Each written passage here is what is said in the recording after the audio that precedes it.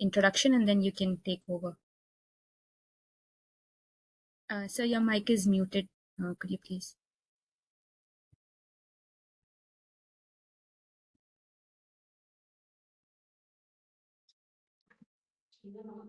Yes. Okay, sir. I can hear you now. I'll just start with a small formal introduction, and then you can take over. Yes. All right. So, a very good evening, ladies and gentlemen. It's my distinct honor to welcome you to today's webinar hosted by Mr. Sanjay Vidyarthi, founder of the Bharat to India Connect initiative and an esteemed alumnus of the National Institute of Technology, Calicut.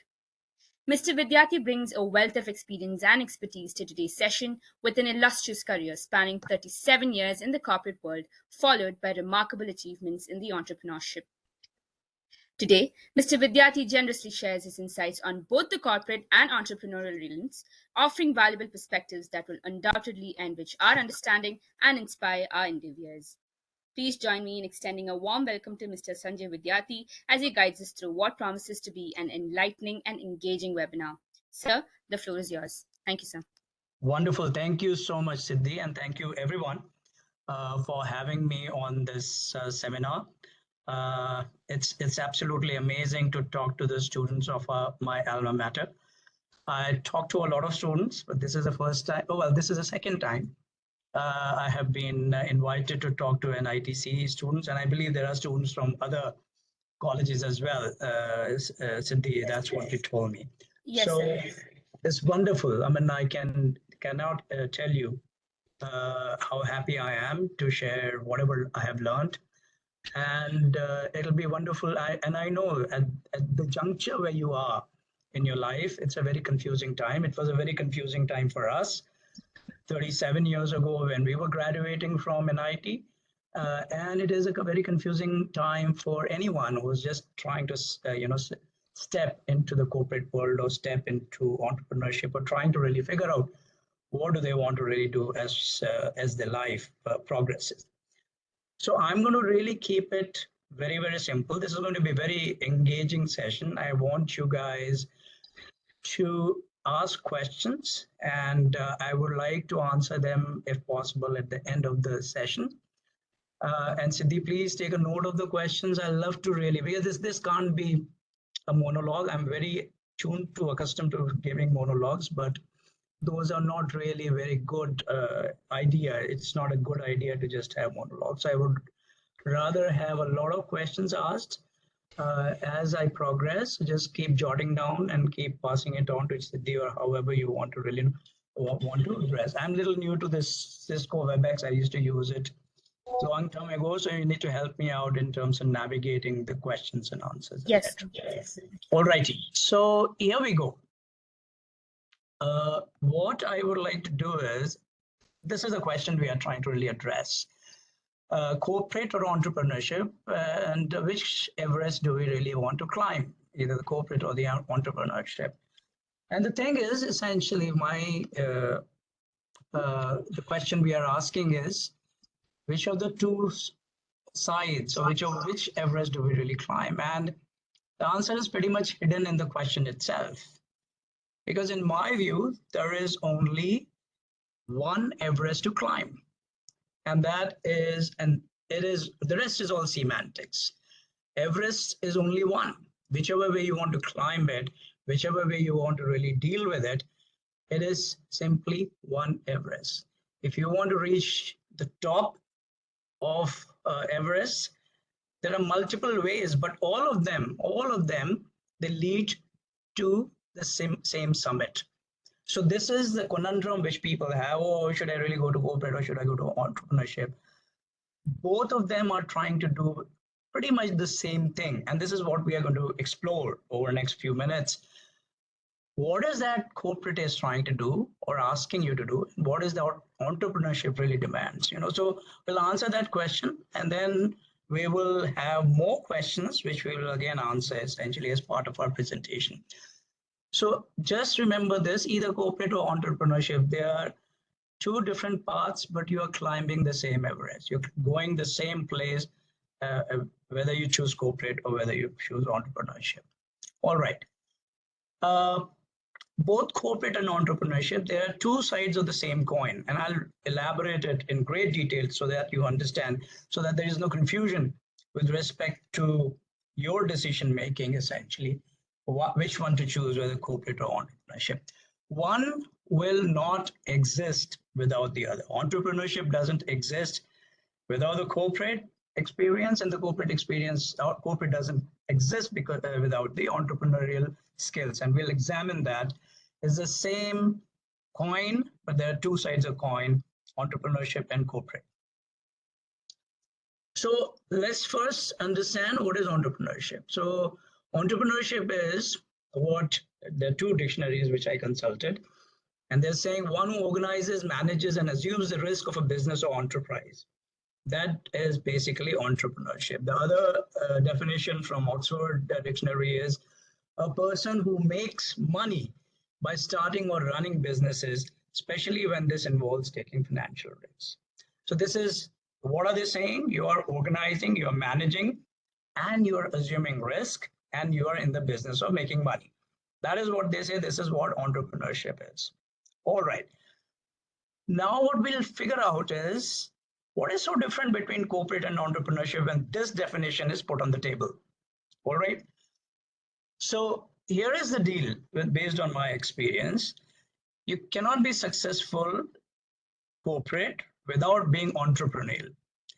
You have to be having entrepreneurial spirit in the organization to become a great corporate.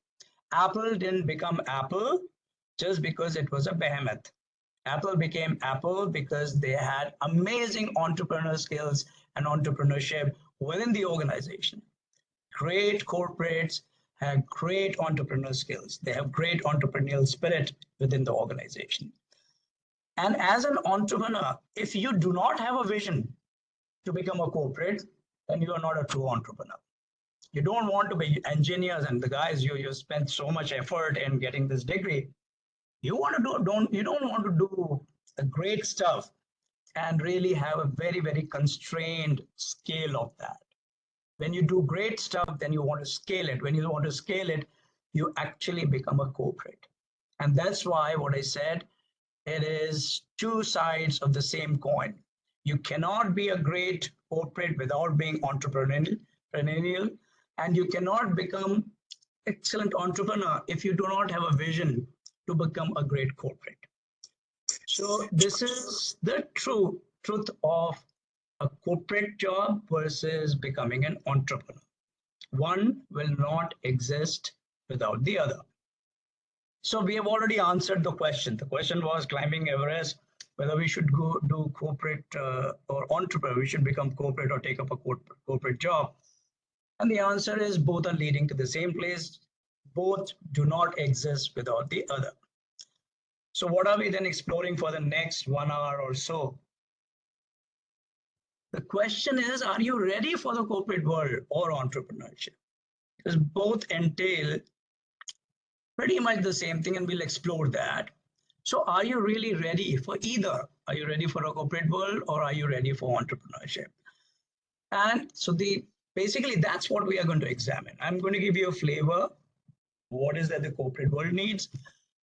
And I'm also going to give you a flavor of what is that the entrepreneur world needs in terms of the skill set, in terms of the temperament, in terms of the abilities, essentially, to perform a job in the corporate world or to perform a job as an entrepreneur. And do you have it in you to climb the Everest? These are the questions we are going to examine. The answer, whether you should choose corporate or this, is pretty simple. Both, if you want to go in a corporate and you want to be at the top of the corporate ladder and not just you don't want to retire as a mid-level manager. If you have it in you, and the choice is between becoming an entrepreneur or really becoming top shot in corporate, that's what is the question. The question isn't really whether you should do corporate or you should do entrepreneurship. What does it take to build a very successful company, and what does it take to really become a top shot in a corporate world? That is what we are going to examine. Okay, so here's a session construct, what I have put together for you guys. So far it was really clearing the cobwebs, essentially, as far as the topic is concerned. So we are going to really examine, I'll just give you my intro, Siddhi did talk about, but I'll take you through my corporate and entrepreneurship journey. I'll question and try to make sure you understand who are you. And then I'm going to answer question why corporate or why entrepreneurship, so that you have complete clarity why you are choosing which one. What does it take to be successful in the corporate world? What does it take to be successful in the entrepreneurship? Are you ready for either of them? What do you need to do to really be ready for either of them? And then my life's learnings in corporate world and entrepreneurship. That would be the last segment before we open the floor for question and answer. This is the session construct which I have put together for this session. All right. Now, let me take you very quickly through my corporate and entrepreneurship journey. All right. So here is the deal, essentially. You know, I am a mechanical engineer by learning. I graduated from NIT as a ranker in mechanical engineering. Unfortunately, I never worked in any job that entailed mechanical engineering. I worked in IT. I started my career in IT with companies like ORG Systems and Wipro. Worked there for 4 years. Then I shifted to telecommunication, and I worked in telecommunication for 14 years across the globe in very many companies, and I'm going to tell you about them as well. And then I moved to completely new sectors, services, and I worked in services business for 13 years in ICT, hardware, aftermarket services. In telecommunication, I pretty much did product. I did technical support, etc. And then I moved to social sector, and I moved finally 6 years. I've been now in the social sector since 2018. After quitting the corporate world, after quitting professional world, I'm working in social sector pro bono. And last 4 years, I've been helping farmers in the agri sector. So in my lifespan of 37 years of professional life, I have gone through 37 plus 4 when I studied. So 41 years of studies and professional life. I've gone through 6 distinct sectors, essentially. And what I have done is the functions which I have been through. I think someone has unmuted. Can you please mute? All right. So the kind of functions I've been through, I've done sales, business development, project financing, business management, global product marketing, technical support. I worked in Bell Labs. You guys are electronics guys. I'm pretty sure you must be aware of Bell Labs. So I had a stint in Bell Labs as well. I did corporate business development and M&A. I was chief operating officer of a US company in India. And I was MD for Asia Pacific for a NASDAQ listed company. And then I started a company on my own in India in 2008. So effectively, I have been in the corporate world for about 19 years and as an entrepreneur for about 16 years. That's the kind of journey I have been through. So I have a very good perspective what this takes in the corporate life to succeed. And what does it really mean to become an entrepreneur, and what kind of capabilities, what kind of expertise is needed in either of them to really succeed. Okay, and the type of organizations I've worked, Indian listed companies, basically NYC listed companies, AT&T, Lucent and Jabil, NASDAQ listed company, Calicut and Sumera Communications, PE-owned, private equity-owned companies, Telmar, Icor, VC-owned companies. I worked in Sequoia-funded startup in the US. 400 million is what we raised from the VCs, top VCs, Sequoia Capital, Austin Ventures, Redpoint Ventures, and then I've also worked in privately owned Indian companies and range of organizations. Yeah, I worked in Fortune 5 companies, Fortune 12, Fortune 121. I worked in very dominant niche global leaders, local leaders, global as well as local leaders like Calicut and Sumera which had almost about 80% global market share for the product and services they were doing. Niche companies like ORG, Bharti Telesoft, VC funded company, Centura Systems.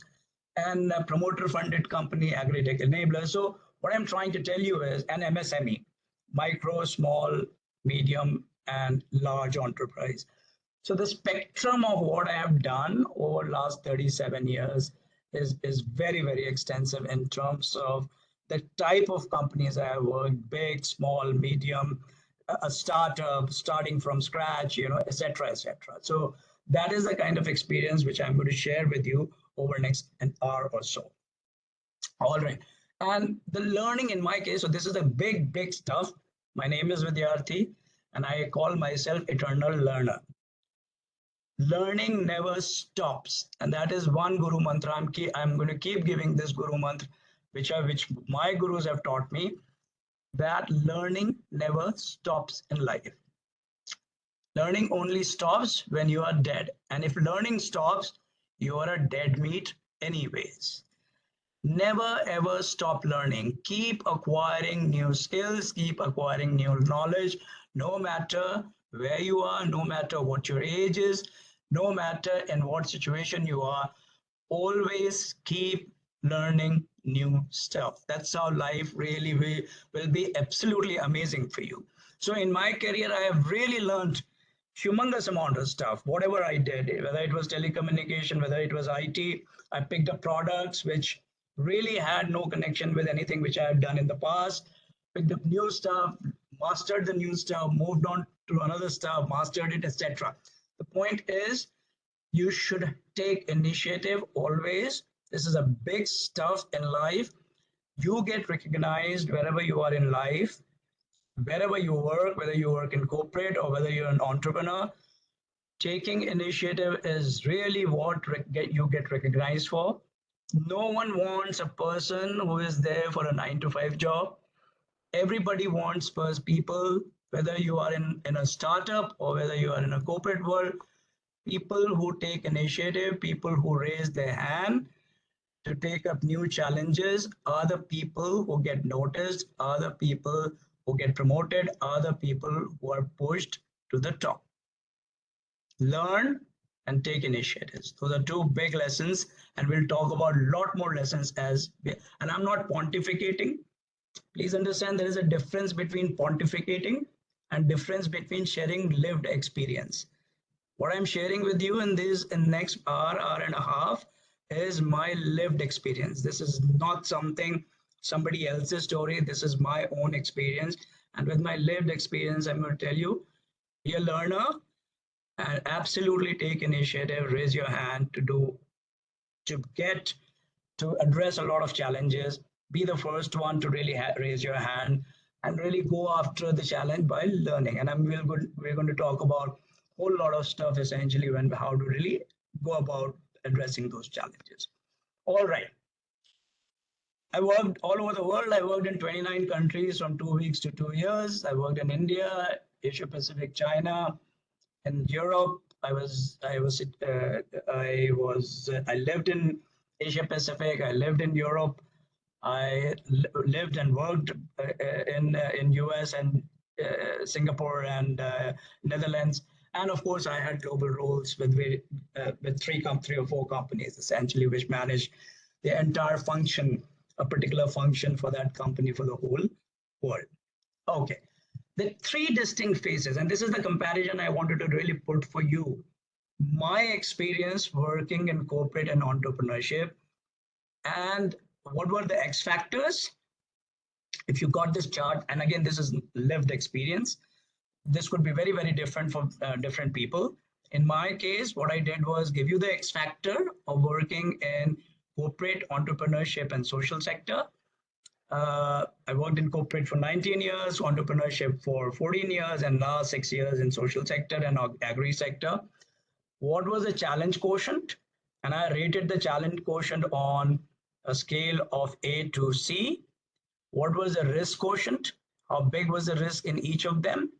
Satisfaction quotient to me, and what were the monetary rewards? I chose these four parameters to make sure you understand what does it entail in a corporate world and what does it take to become an entrepreneur, what is there essentially for you, both from a challenge or from risk, from satisfaction and monetary perspective. All right.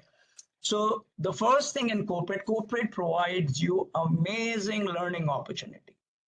It's absolutely fantastic learning opportunity, and it's the learning opportunity is a structured learning opportunity. If you work in a good company, you will get absolutely amazing structured learning opportunity in a corporate world. You can really get multifunction experience. That's what I got. My X factor was I was getting multifunction experience. You saw what I presented, essentially from sales to business development to business management to product marketing to tech support. They gave me a huge amount of opportunity to work in various functions. And this was a period when I was really on the seventh heaven, because I was meeting with the CEOs and chairman of the company, because this was high tech area. This was a sunshine industry, both the IT and telecommunication. And it was giving me absolutely amazing structured learning opportunity. So the challenge quotient was A plus, because I always swarm against the tide. I always raise my hand for initiatives when no one else would take up the challenge. I would raise up my hand. So the message to you is, don't wait for others to tell you to take the initiative. And that is what, otherwise you can do a 9 to 6 job throughout your life and never get noticed, essentially. So if you really want to reach the top, if you want to do incredible stuff in an organization, create your own challenges, figure out challenges and address those challenges with the abilities you have garnered in the organization. So my challenge quotient working in corporate was A plus. Risk quotient was not that great, because for high performers there is never a risk quotient. You get fired in lot many you would have heard recently Oracle was firing and Amazon was firing, even Apple laid off few people, etc., etc. But then trust me, the high performers, the company will find a job for you no matter what the condition is of the company. High performers are the last one to be fired in any company unless they choose on their own to go away from the company. So the risk quotient for me was not that great, essentially, working in corporate. But the risk quotient is there, just so that you are aware. Every company goes through peaks and troughs. Unfortunately, the environment we are in, whenever there is a trough, the first thing the company starts resorting to is firing.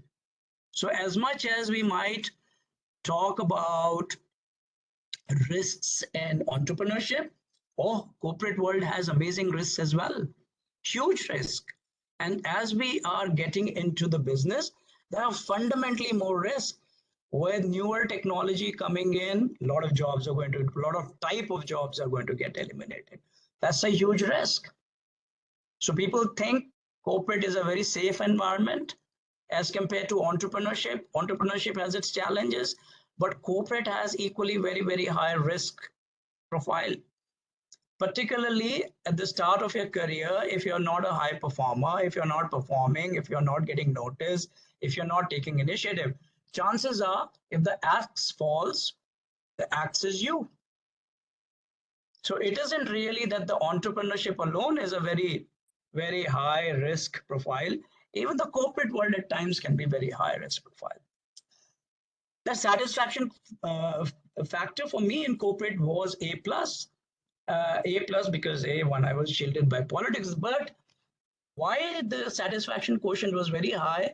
Because I was choosing what I have to do. I was choosing the initiatives. I was taking up the challenges, and I was really working with the challenges to my heart content. And that's why I was always sad. I did not ever crib in a corporate world. Things don't work in the company, people are not listening to me, the coffee is not there in the coffee machine, there is no water to drink, none whatsoever. Because I created challenges, I raised my hand for challenges, and I did what I really love to do. Do what you really love to do. That was the second thing, and third thing which I'm going to tell you. Do what you really love to do. Otherwise, don't do it. You will just absolutely do amazing stuff if you do what you love to do. And therefore, you're going to be very, very satisfied if you did that. Monetary rewards for high performers, there is no limit. the difference between an entrepreneur and what you can really earn in a corporate job at the top of the hierarchy is very, very, very minuscule. And Nikesh Arora, which was my batchmate at Wipro, earns few $100 million, which a lot of entrepreneurs will not earn in their entire life. And I can rattle out so many examples like that. So even in corporate world, the monetary rewards can be fantastic. What happened in entrepreneurship for me, it was a life-changing experience for me because I built a brick and mortar company. It's a mundane aftermarket services. Repairing an electronic board is not a big deal. Repairing a phone is not a big deal. But repairing a BGA board, and you are all electronic students, I assume, repairing a FPGA board is a big deal. Repairing a 32-layer board or a 64-layer board is a big deal. Using absolutely sophisticated automated devices to repair and design boards is a big deal. So I built a brick and mortar business and took it to the high-tech industry.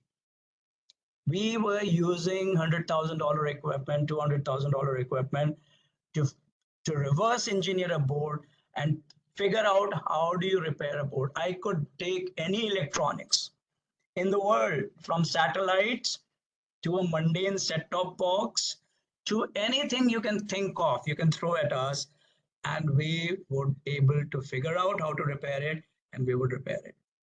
I built this company from 2 people, scaled it up to become the largest ICT aftermarket services company in India, with 3,000 people, with offices in 100 plus cities in 23 states. An amazing set of customer. You could pick an electronics and IT and communication technologies company.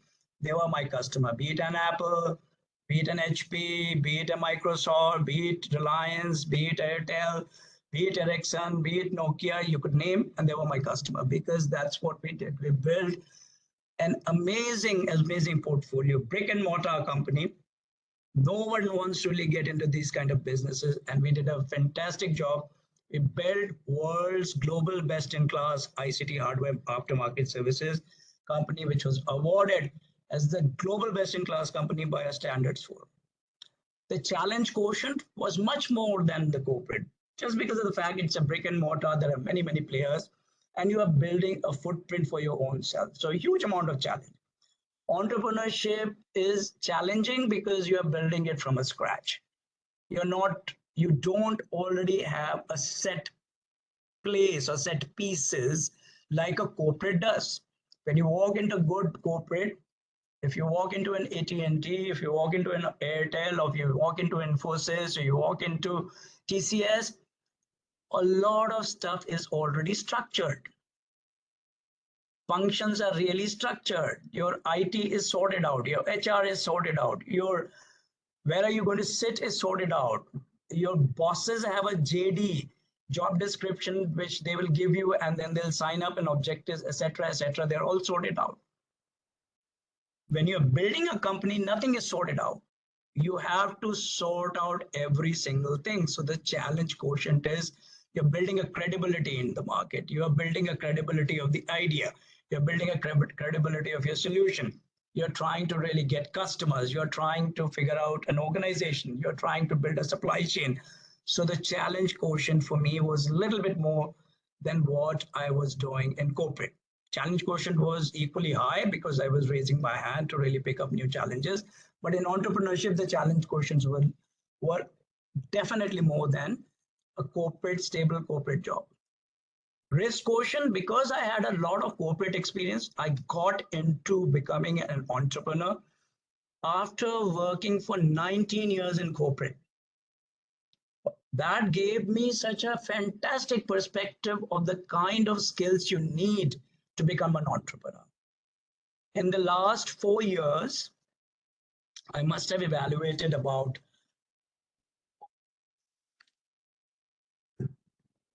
100 plus startups. in various sectors, in agri sector, social sector, some of them technology sector, sustainability sector. And the problem which I see is most of these guys they have not worked at all. They work maybe a couple of years and they think, easy money is coming from the government, so let us go and start building a company. The problem is 99% of the time you're going to fail because you really do not know anything about entrepreneurship. You do not know how to build value proposition. You do not. Or I just received some pitch decks. I used to receive pitch decks all the time, and they won't know the fundamentals of doing stuff because they just did not have any experience. And that to me was a little bit a problem. Do not learn doing business on someone else's dime.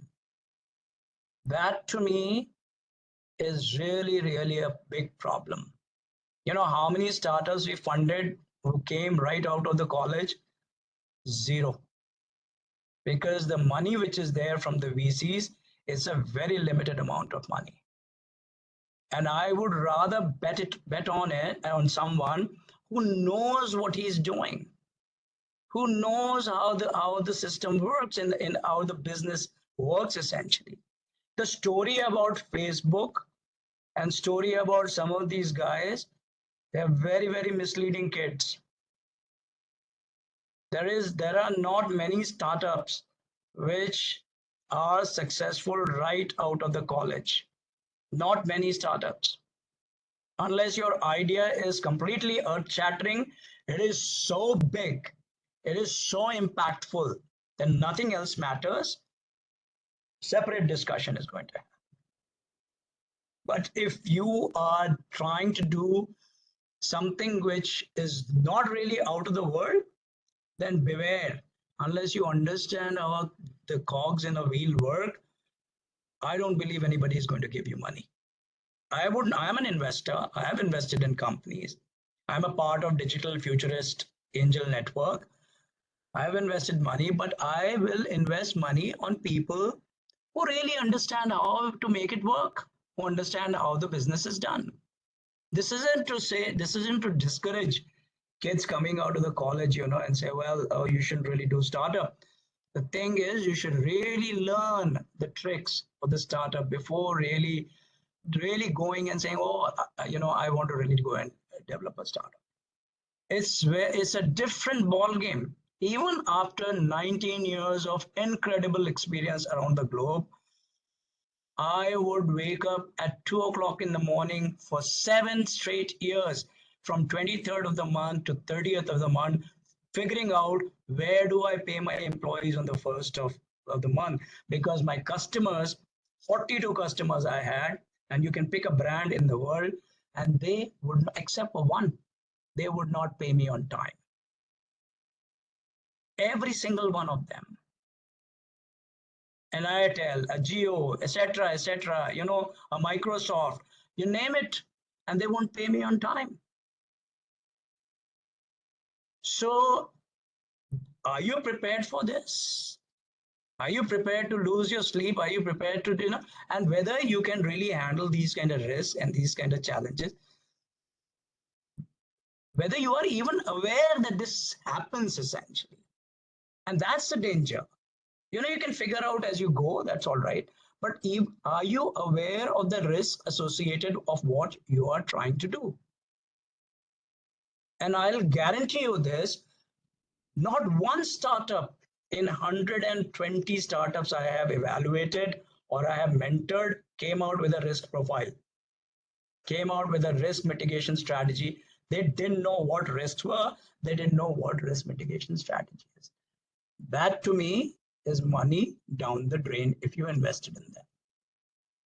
So the risk quotient, to me, it was all right because of the experience I had in the corporate world. That doesn't mean that you cannot start early. That doesn't mean you are right out of the college you can start. But you need to learn what does it take to build a company. Do not get into the business just because everybody and his mother around you is trying to build a startup. It's a sure, short way of failure. People who do not want to learn and they want to try out without learning, I think they're not the right kind of set where I'm going to really put my money on. I would rather put my money on if somebody, as you guys, is coming out of the college, you actually want to learn what is entrepreneurship. And who's teaching you that? I don't believe anybody in your college is teaching you that. And that is very, very dangerous. You must find out what does it take to become an entrepreneur. That's how you're going to manage the risk. The satisfaction quotient was certainly better than my corporate experience. Slightly better in this because, again, as I said, I did some I swam always against the tide, and therefore I did some incredible stuff in my corporate life.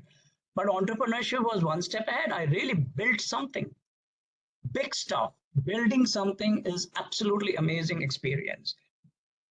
Building something, giving jobs is absolutely amazing experience. And that's where the satisfaction quotient was definitely better than corporate life. Monetary rewards was a little bit more than what the corporate life gave me, but not day and night. So the amount of work which I was putting in and amount of headache which I was taking, the rewards weren't that great, which I wouldn't have. If I continued in the corporate life, I would have become a CEO of the company any which way. But I wouldn't have had the satisfaction of building something on my own. In the corporate world, I would have taken somebody's baton and ran a distance a little while, and then I would have handed over the baton to someone else. In entrepreneurship, the satisfaction was I built the goddamn company myself. So even though the monetary rewards are not night and day, but it's a little better. So there are always going to be pluses and minuses in the corporate world and in the entrepreneurship. For the people who are accustomed to take challenges, be it in corporate world or be it under entrepreneurship, it just doesn't matter. It just doesn't matter whether you work in a corporate or you work in entrepreneurship. You can still build businesses in corporate. You can still build businesses from scratch in corporate. There are very many companies who allow you to do that. And as I said in the beginning, if you are not an entrepreneur, you can never be a successful corporate. And if you are an entrepreneur and who do not want to become a corporate, your vision is a fallacy. There is a fallacy in your vision. The social sector last 6 years have been just simply amazing. I've always had great experience, be it in corporate or entrepreneur. The last 6 years is the real life experience that the very large majority of the world lives. So the joy of positively impacting lives is just phenomenal. Challenge quotient is huge because every day life throws up challenges which you can't even anticipate. You can do a lot of planning, but in the social sector, the challenges are just simply immense because the variabilities are too much. Why do you have more challenges? Because there are more variables to deal with, and therefore, challenges are more. In corporate, there are less variables to deal because it's far more structured. Entrepreneurship is completely unstructured when you start, so far more challenges to deal. In social sector, the challenges are 3 or 4 times of what you will anticipate in entrepreneurship. Risk quotient is very high because the variability is very, very high. So much more riskier. But then satisfaction quotient is huge because you are really impacting lives. Whether you are a social entrepreneur, whether you are doing an NGO work, whether you are doing pro bono work, the satisfaction quotient is definitely much more than corporate and definitely much more than entrepreneurship. In my case, there are no monetary rewards because it's a self-funded pro bono work. So this will give you a good idea. This is my lived experience. This could be very, very different for you. But this is something I just wanted to put together so you understand that when you decide between any kind of sectors, you should plot what is the X factor of that sector. You want to choose A company versus B company. What is the X factor? What is the challenge quotient? What is the risk associated with? Always in life, do a risk profile of everything you do. Everything. Do a risk profile of your personal life. and then have a plan, a risk mitigation plan for that. So what is the risk quotient of working in corporate or working in Infosys, working in TCS versus working in TCS, etc.? What is the satisfaction quotient? What is that satisfies you? First of all, figure that out. And I said, this is the satisfaction quotient, put a rating on it. And then what are the monetary rewards? So this is how I structured my life. And that's what I wanted to share with you. This is what my experience is in corporate and entrepreneurship and the social sector. All right. Post life, I quit the corporate world at the age of 53. And since then, I've been working pro bono, self-funded initiative for rural development. I've been working in villages of Haryana and Rajasthan, 3 major initiatives, enable technology adoption for farmers, for 2 to 10x productivity improvement, enabling village women and youth for skilling and ability to earn within the village, and then help rural government schools to improve quality of education. My belief is at some point in time in our lives, you're too young, so it doesn't apply to you. You should really make some money. You should really travel the world. You should really do stuff which you haven't done.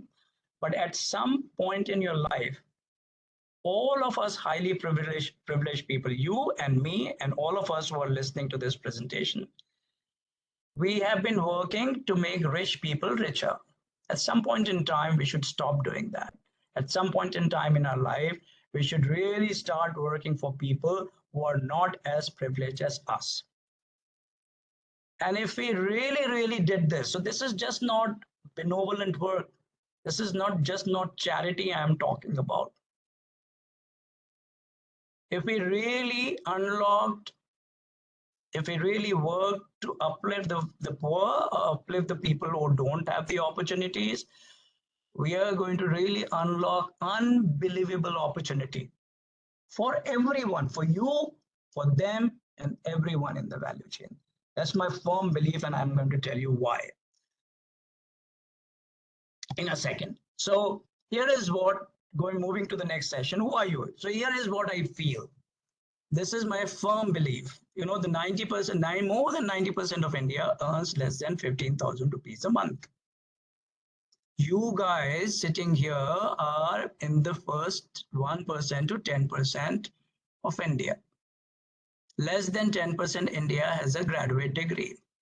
Less than 10% India has a professional degree. Less than 2%, 3% India has a professional degree. So you guys sitting here listening to this presentation, you, me, and Dharam Singh, and all the rest of us, we are pretty much in the top 1 to 2% of India. And the shameful thing is that 90% of India earns less than 15,000 rupees. 50% of India earns less than 5,000 rupees a month. 30% of India earns less than 3,000 rupees a month. A Nike shoe these days costs, depending on what Nike shoe you're buying, anywhere between 5,000 to 15,000 rupees, equal to a month's salary of 50% India or a month's salary of 90% India. That's where you are. You are among the most privileged, not just in India, by the way. What percentage of the world has a professional degree? World, forget about India. The world, less than 2%. You are in the top 2% of the world. That self-awareness is really must. If you want to be a man or a woman of some substance, be very self-aware. Where do you sit on that pyramid? And then what are you going to do about the rest of the pyramid? That is what you need to start thinking now when you are starting your journey in the startup, in your professional life. And that is where I just wanted to make sure you understand who you are. That is very critical. Most of us I did not know until I built my company who the hell I was. And then I came to know, God damn it, I am in 0.05% of India. And what the hell am I doing? As I said, I was in a seventh heaven in the corporate world. My first office in India was at Oberoi Hotel in Delhi, in a 5-star. That's where I opened my office. I won't put my foot on the ground. When I started my company and I started hiring, 80% of my employees were from villages. 80% of my 3,000 employees were coming out of villages. That's when I started to learn what the real India is. And that became such a massive learning for me. I said, you cannot be a privileged person and not do something about changing how this country is. That is what will define you. Nothing else will define you. A Ferrari underneath you is not going to define you. What will define you? What did you do to make a change? What change did you affected? What did you do to change the status quo? That is what is going to define you. Nothing else to know what watch you are wearing, whether you wear a Breitling or whether you wear a Rolex, that nobody will remember. They'll remember what changes you affected wherever you were. And that is what is critical. So be very, very self-aware where you are. Lessons for all you privileged guys, including me, including my son, including all of people who I am associated with, please do not take your privileges for granted. As a student of history, let me tell you, everyone's forefather, yours, mine, everyone in this world, they started at the bottom of the pyramid, which we just saw. Everyone. I've studied a lot of history in the last 6 years, and trust me, no one ever was born rich. Everybody started at the bottom of the pyramid. Your forefathers or their forefathers or their forefathers, they all started at the bottom of the pyramid. So understand that journey. Understand a poor guy who's standing next to you. Your father was that poor guy. And put that in your head. Unless you get that in your head, you aren't going to become a great human being. Be very, very humble. You have achieved already so much, which 98% of the world doesn't have. So be very humble. With power comes humility. With responsibility comes humility. Be very humble. The privileges are provided to you because a whole lot of other people are working to provide you those privileges. People, your lab assistant, your guy who cooks your food, that's why you have become an engineer, what you have become. If none of those guys would have been there to help you out, you wouldn't be really here listening to this presentation. So be very, very humble. Your journey in your success, there is a contribution of everyone around you. Everyone around you. Be very compassionate to all those guys who are trying to climb that pyramid. All those guys which are at the bottom of the pyramid, at the middle of the pyramid, they all are trying to climb the pyramid. And therefore be very, very compassionate about all those people. Be very respectful to everyone. You know, in India, one of the things which we miss in our DNA, we are absolutely not compassionate about our fellow citizens. We are absolutely disrespectful about anyone who is beyond our circle. But all of them are co-travelers in the pyramid. So be very, very compassionate and be very respectful. And always take the hard path because you can. You are among the top 2% of India. You are among the top 2% of the world. If you cannot take the hard path, who else will? Leave the easy path for somebody else. Take the hard path because you can really do it, because you have it in you. That's why you became an engineer. That's why you're studying in an institute like NITC. Here is a pot of gold.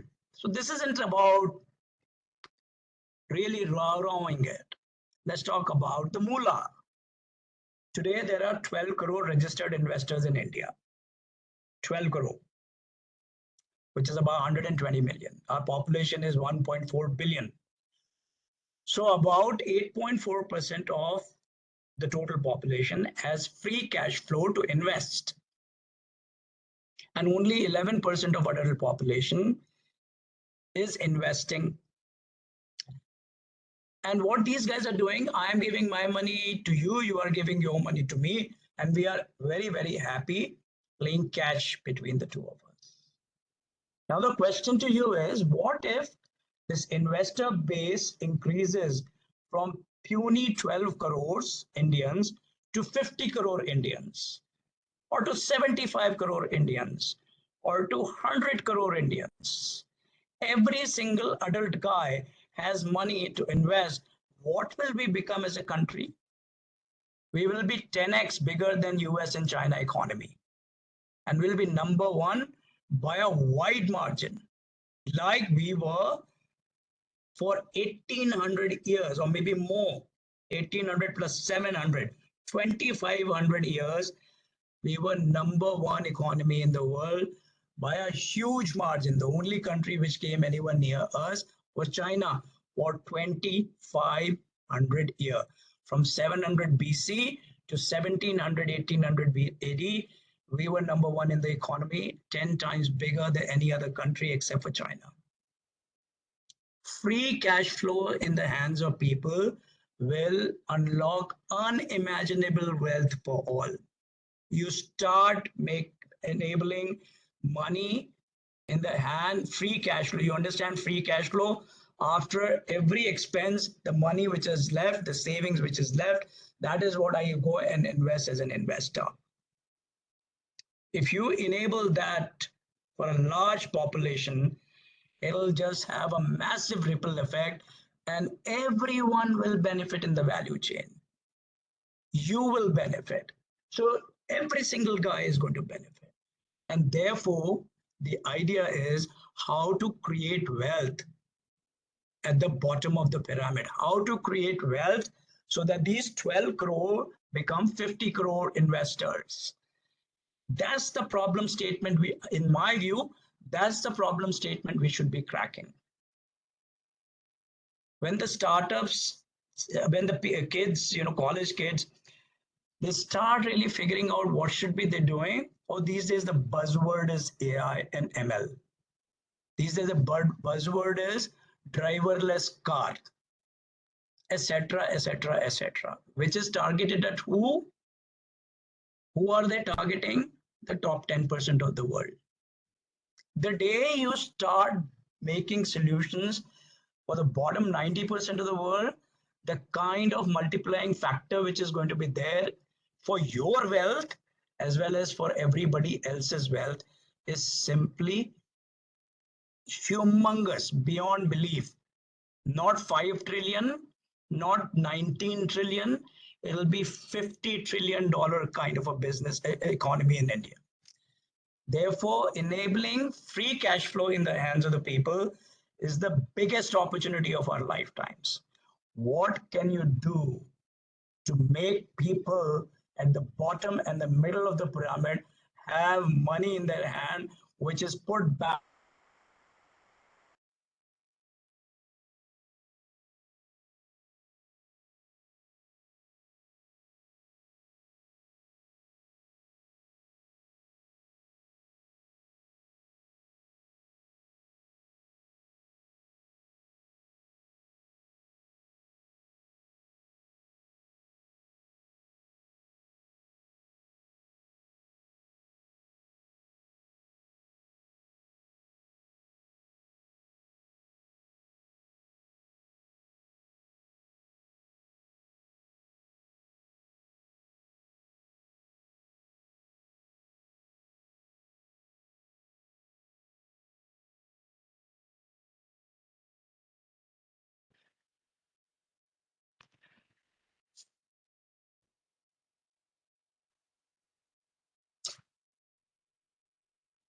Hello?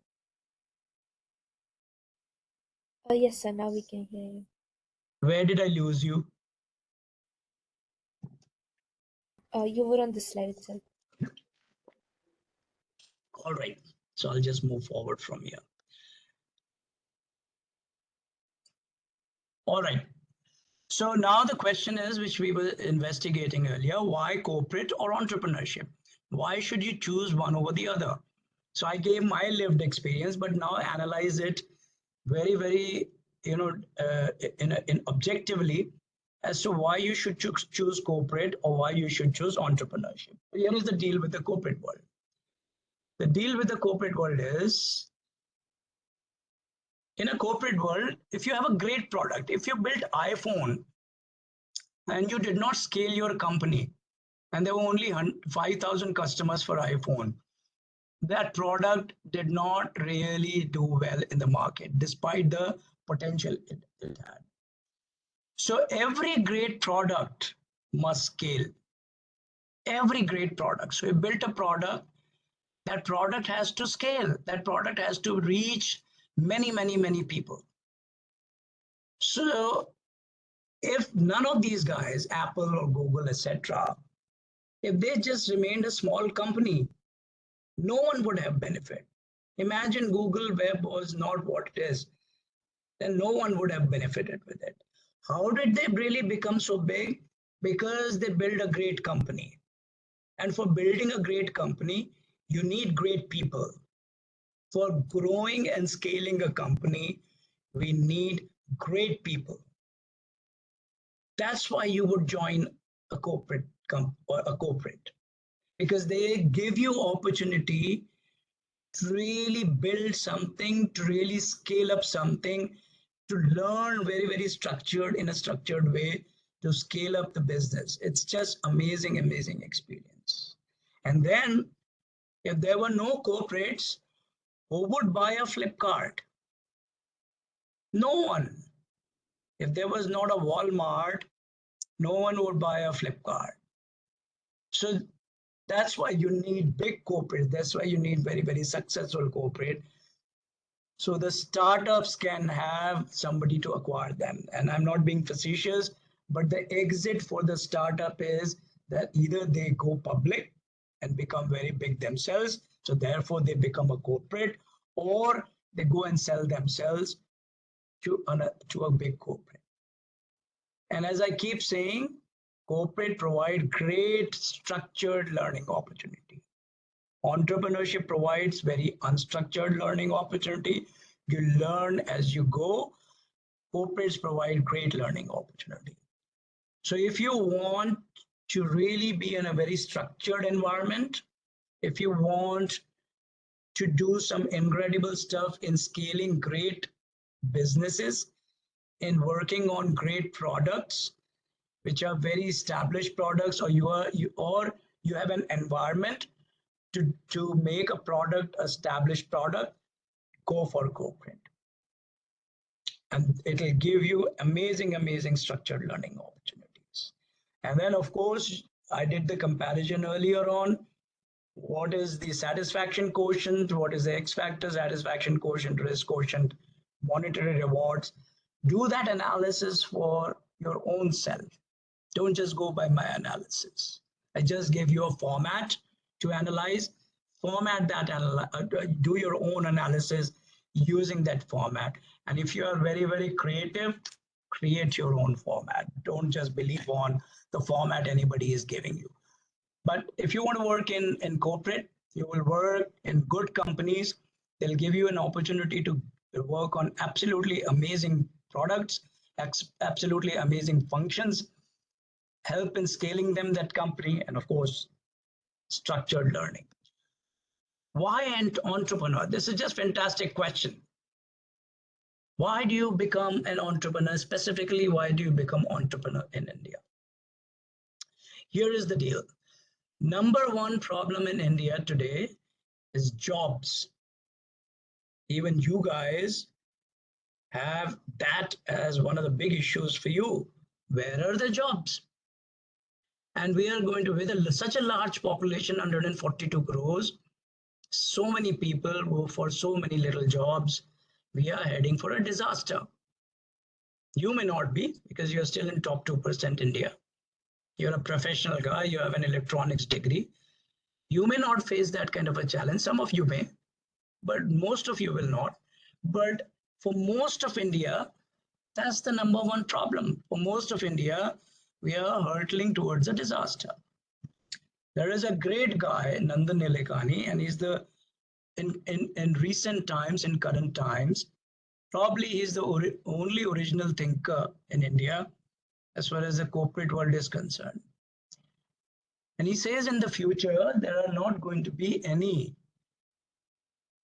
big industries. Why? Because with the automation, with the robotics, with artificial intelligence, with machine learning, Industry 4.0 is going to be highly, highly mechanized, robotized, and therefore, and localized, because it is reducing dependence on manpower, reducing manual dependence on manual manpower. Because it has become very, very mechanized and robotized, there is no need to really put an industry in India and China. And now what we are seeing the trend that countries like Germany, countries like US, they're shifting back the industries to their home countries because they're making it so mechanized, they're making it so robotized that they are able to localize. Now the factor of cost benefit just goes away. Labor cost benefit, labor arbitrage just goes away. So what Nandan Nilekani says, India is going to be a massive services economy. We will not be a massive manufacturing economy, we'll be a massive services economy. And therefore, in his mind, and which I totally agree, the way forward for India is to create millions of entrepreneurs. Small entrepreneurs which can employ 1 or 2 or more people, and therefore they'll create tens of millions of jobs every single year. That's the mantra. Now the problem is, he said that, but the problem is we are not building an ecosystem today. We are, from any respect, whether it is government support, whether it is college support, we aren't building an ecosystem to help develop those millions of entrepreneurs. That's the problem we have as far as entrepreneurship is concerned, for young people like you to really get into it. Do you really understand the whole mechanics of becoming an entrepreneur? Where is that book which your teachers gave you and said, look, here is step A and this 2 step Z of building a company? Next time anybody talks about startup to you, your teachers, evangelists, your VCs, your anyone, or anyone tries to convince anyone else, please ask them, where is the book which is going to teach me what is the step A and what is the step Z of entrepreneurship?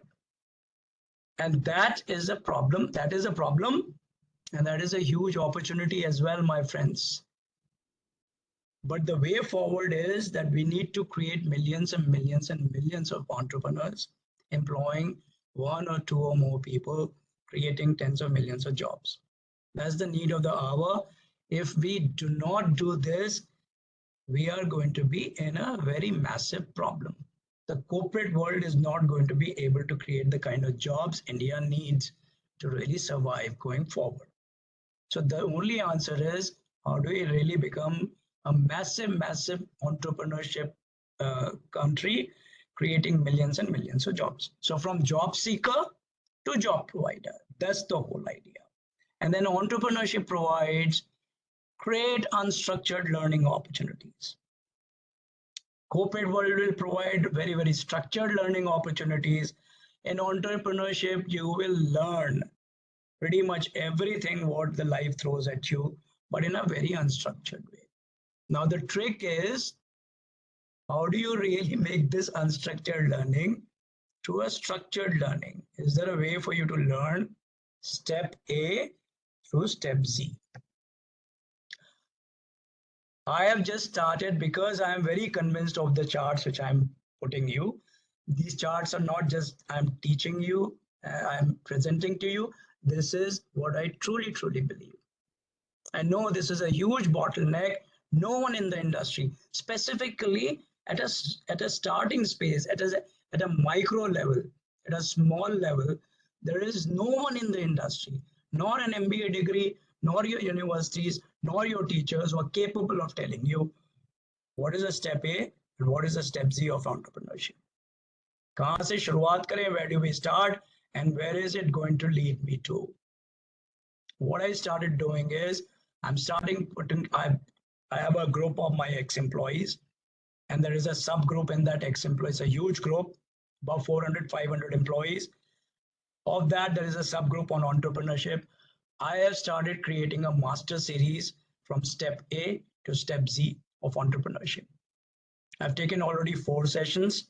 This is going to be, by the end, it's already 110 view graphs, and I'm not even 1/3 of the content. By the time I'm done, it's going to be 250 view graphs, covering pretty much everything what it entails, my own lived experience in building 2 companies, and then of course experience of very many experts who I rope in to really come and talk to the entrepreneurs and talk to the employees essentially. And that is what the learning we need to have as far as entrepreneurship is concerned. So that's what I'm trying to do. I'll be very, very happy. Couple of your kids, NITC kids are already engaged with me, but I'll be very, very happy to take you through the entrepreneurship masterclasses if you're interested. All right, next. Why not be an entrepreneur? Everybody seems to be talking about startup this and startup that. So let me tell you, entrepreneurship is not a bed of roses. It is a bed of thorns before it becomes a bed of roses. Please do not watch Shark Tank. Those guys are idiots. They have no moral values. They are not building valuable companies. They're chasing valuations. And Ashneer Grover is an idiot. They really are not building value in the. I was giving a lecture. Interesting thing. I was giving a lecture in MDI, and this is an online. This is a online MBA course which MDI started, and they bring in the students who are as part of the online course once in a while to the campus, and they bring in industry experts to talk to them. And there were students who worked in BCG, Accenture, Reliance, a whole lot. They've been working for 5-6 years, etc. So they had industry experience and they wanted to pursue an MBA. I asked them, how many world-class companies are there in India? How many world-class companies? A very simple question. How many world-class companies are there in India? You know how many we could count? We couldn't go to the next hand. We could only count 5 companies. 5. That's the situation. When we benchmark ourselves with the best in the world, we are just not there. Because of very, very many reasons.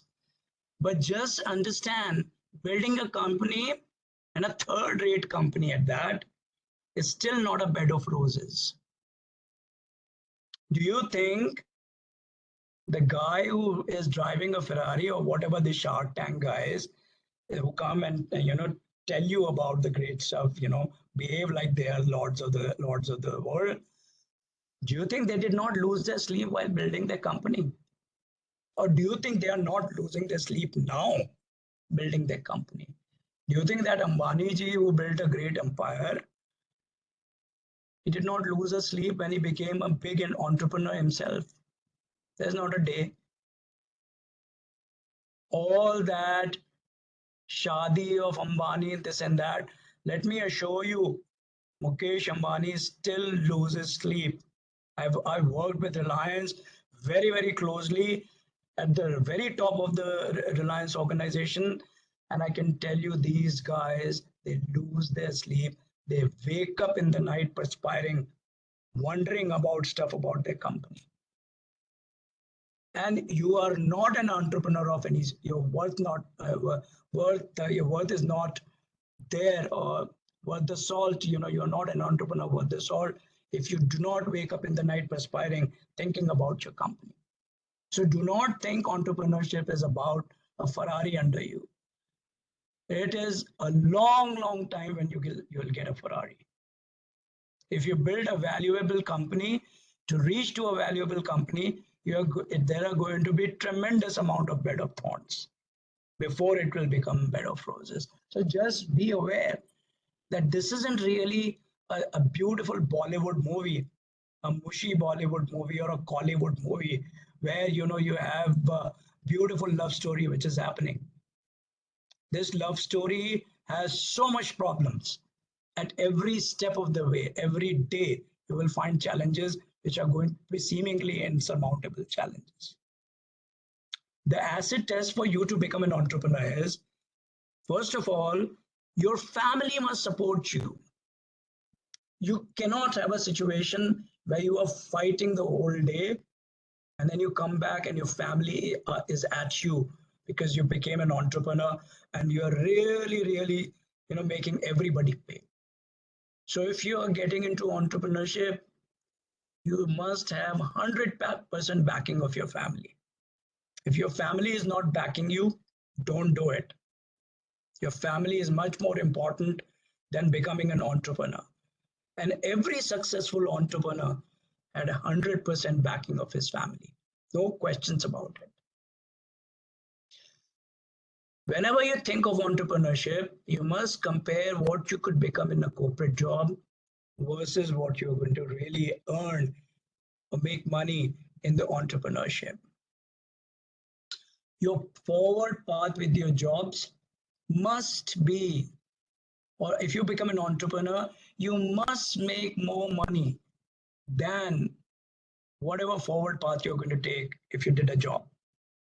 And if the answer to that question is that no, you are not going to make money as much as you are going to make money in a corporate world, don't become an entrepreneur. Entrepreneur is, there should be rewards which are much more than really working for somebody else. Very simple. You should not become an entrepreneur because everybody and his mother is trying to talk about startups. That's really ridiculous.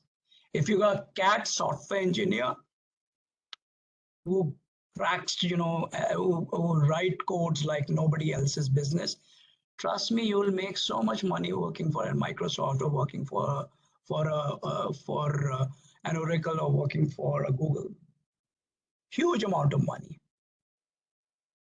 And therefore, whether you should really go for an entrepreneurship, that is what you need to figure out. Whether you will be able to make a whole lot of money working in corporate, becoming a CEO of a company, or you're really starting a entrepreneurship from scratch.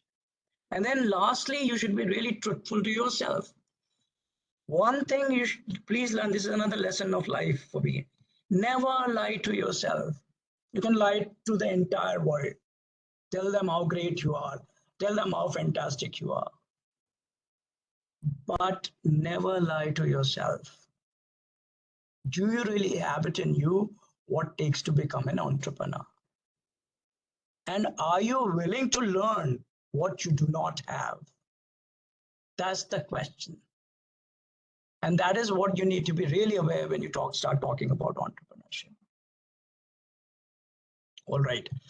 I think I'm going to stop in the next 10 minutes so that we can have some question answers. Why not be an entrepreneur? First of all, as I said, do not learn entrepreneurship at someone else's time. Please do not try to learn entrepreneurship by taking money from someone else, by taking money from your family, by taking money from angel startups. That's a short way of failing. You need to know if you are wanting to, if you do not know your target customers, do not know why there are target customers, that's a problem as an entrepreneur. What do you know about the customers? What do you know about their needs? Have you spoken to every single person or every single element in the value chain of the problem which you are trying to address? Have you spoken to the customer? Have you spoken to the supplier of the customer? Have you spoken to the retailer? Have you spoken to the customer of the customer to understand what is the need? Have you built a value proposition for them? Value proposition is not just that, oh, this is what I do. Value proposition is, this is what I do, which no one else can claim that they are doing. That's value proposition. So do you really understand your competition? Do you really understand what is happening in the industry? Do you understand where the industry is headed? Are you reading enough to know about the industry to craft a value proposition which says, I am much, much better. My impact of doing thing is this big versus anybody else. When you become an entrepreneur, you're trying to solve a problem which has a massive impact. You cannot solve a small problem and try to say, I am an entrepreneur. Entrepreneurs start solving massive problem. Entrepreneurs' value proposition is not a replicable value proposition. There is a massive market to a barrier to entry for an entrepreneur because he's doing stuff which is very difficult for other competitors to copy or to claim. That is value proposition. Value proposition is not just writing a pitch deck and saying, oh, this is what I'm going to do. That's trash. I just send it to the dustbin when somebody presents like that. My question is, what is that you are doing so differently than the others? And can the others copy your model and become you? And answer that. How are you different than the competition? That's what I said. What is your TAM? What is your total addressable market? What is your serviceable address market? What is your SOM? Do you have a business plan? Do you understand what is an income statement? Do you understand what's an EBITDA? Do you understand what is an EBIT? Do you understand DCF, discounted cash flow? Do you understand how the company is supposed to be valued? Do you understand the valuation? Do you have an execution plan? How are you going to execute on the company? Do you have a risk mitigation plan? If you do not have answers to all these questions, forget about your entrepreneurship deal. Go find the answers to all those questions. That's how you start becoming an entrepreneur. All right. What does it take to be successful in a corporate world? Huge list. You have to be a great learner. You can take risks. You can do whatever you can do whatever it takes. Be very tenacious, be very passionate, be very focused. You must have analytical abilities. You should be impatiently patient. You should know your strengths and weaknesses. I'm just trying to move this stuff. You should take initiative, lead by example, work well with the people, not shy to network with the people. You should be an innovator. You don't have to jot down. I'll just send it to you. You should understand numbers and finance, can fight with her and his back to the wall for long periods, meaning you can take a lot of challenges with the back to the wall. You should be thick-skinned. You can eat your ego for lunch or dinner and can live and work frugally at times. That's what it takes to be successful in a corporate world. Now let's see what it takes to be successful in entrepreneurship. Absolutely same stuff. There is no change. So whether you work in corporate world or whether you work as an entrepreneur, the characteristics are, if you want to be really very successful in a corporate world, if you want to reach to the top of the corporate world, if you want to become a CXO in a corporate world, that's what in front of you is what it takes. No different for corporate, no different for entrepreneurship. Absolutely identical. There is no difference. So the choice between corporate and all, as far as the function is concerned, there is no difference. Are you ready? What do you need to do? So first and foremost, my advice is,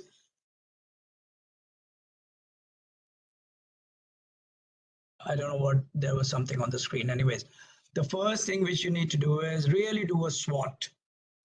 Strength, weaknesses, opportunity, and threats for you. And be very dispassionate. Never lie to yourself.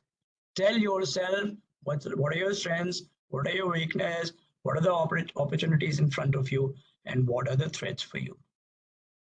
Everybody can become a great entrepreneur and everybody can reach the top of the corporate by learning to leverage your strengths and overcome your weaknesses.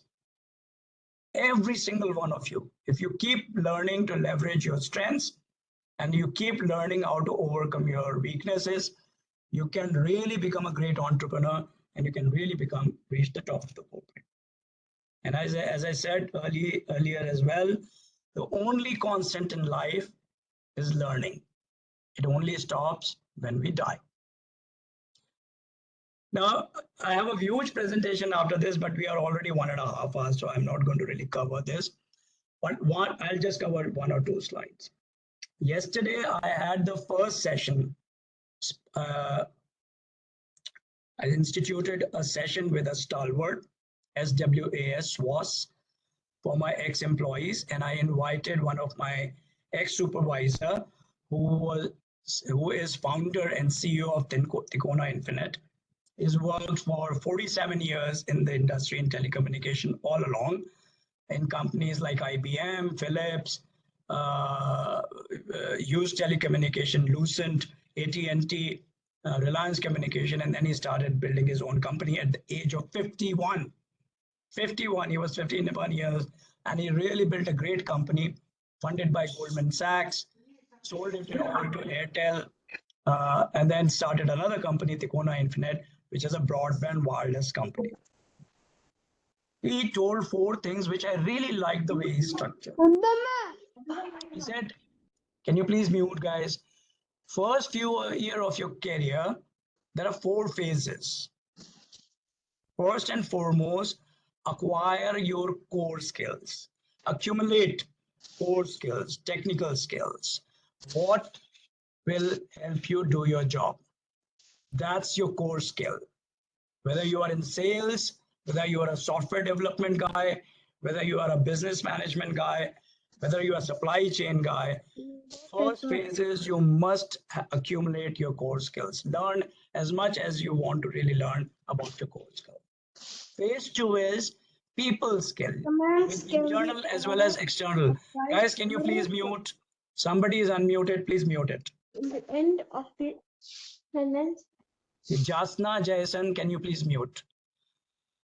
Second is people skill, internal and external people, dealing with internal teams, working with external people like customers, like partners, like regulators. These are the phase 2, how you pick up, how you progress as far as your career is concerned. Phase 3 is come out of your comfort zone.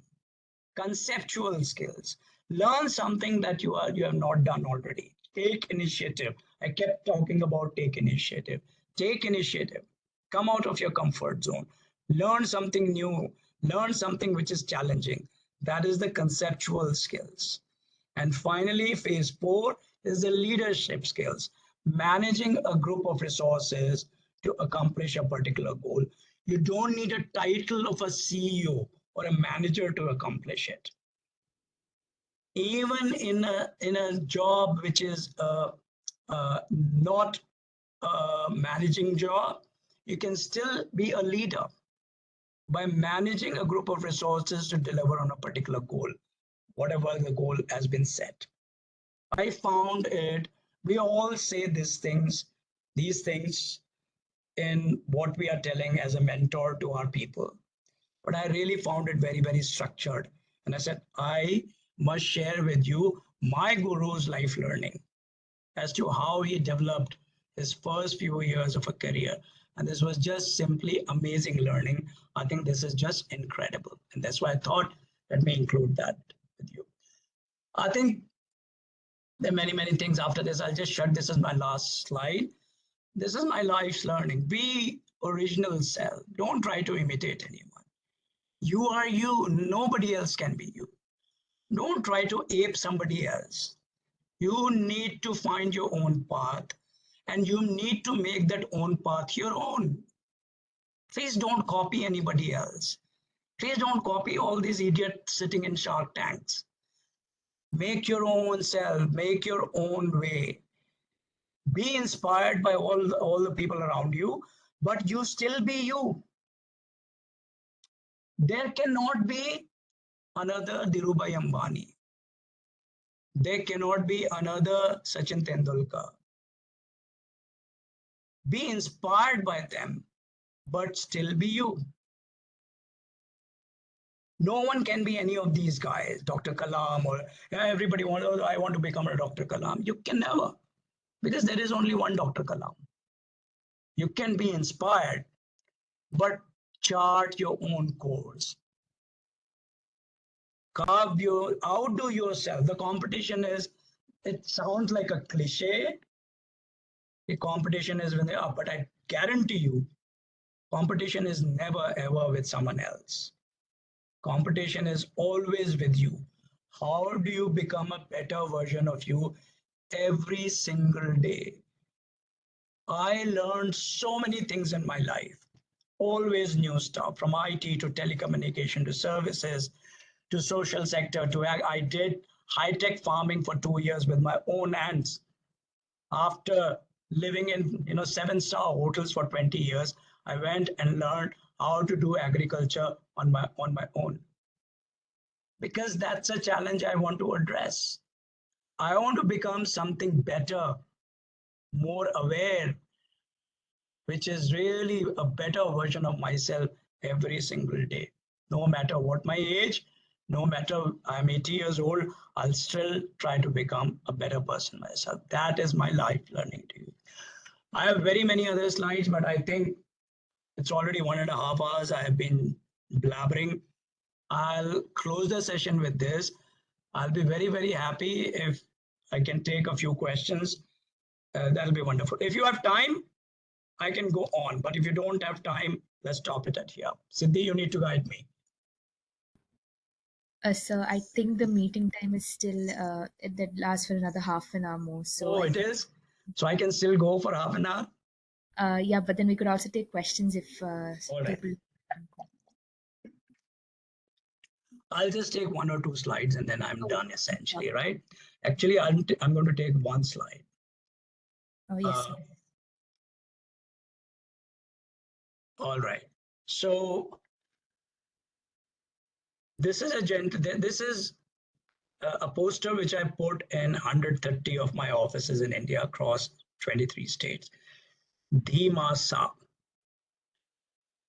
Dhimasa is 3 people: Dhirubhai Ambani, Dasrath Manji, and Sachin Tendulkar.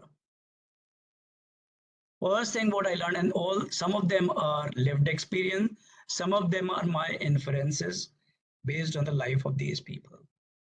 So Dhirubhai Ambani is a lived experience for me. So Dhirubhai Ambani in 1994-95, Reliance was a $2 billion company. I used to work for AT&T. AT&T was world's largest telecommunication company, $64 billion, 32 times bigger than Reliance. In 1994, telecommunication deregulated and there were licenses which were awarded to very many players in India. Reliance Communication won several licenses. They won in Gujarat, Maharashtra, and then they won 7 licenses for various states for wireless services, GSM services. AT&T had 2 divisions. One was basically the network division, product division, where I was working. Other one was the services division, like an Airtel essentially. That's what AT&T's main business was. So we, the network system guys, AT&T network system guys, we were approached by Reliance that why don't you come and tell us about your infrastructure, what you sell. So we went to Maker Chambers. I was the account director for Reliance in 1994-95.